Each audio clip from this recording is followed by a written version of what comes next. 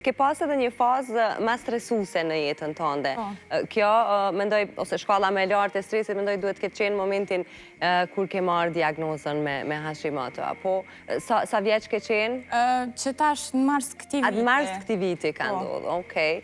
Ishte fazë që të desh shumë kohë me te kalu, ishte me pranu si diagnozë? O konë shumë e vështirë me pranu, se dyqysh e ke jetu jetën me një farë mënyre edhe e dash komplet mënyrën e jetesës me ndru për miu për shtatë ati sane, po kom hullum tu shumë në internet, si kretë njerës tash kur e morin vesh diçka, edhe kom ardhë me një përfundim që diçka që s'mun është me ndru, veç mësohu me jetu me ta.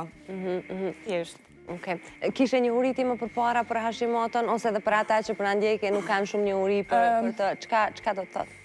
Nuk kam pas një uri për Hashimoton specifikisht, se kjo është smundje autoimune, ama Hashimoto është smundje që targeton gjandrën tiroide.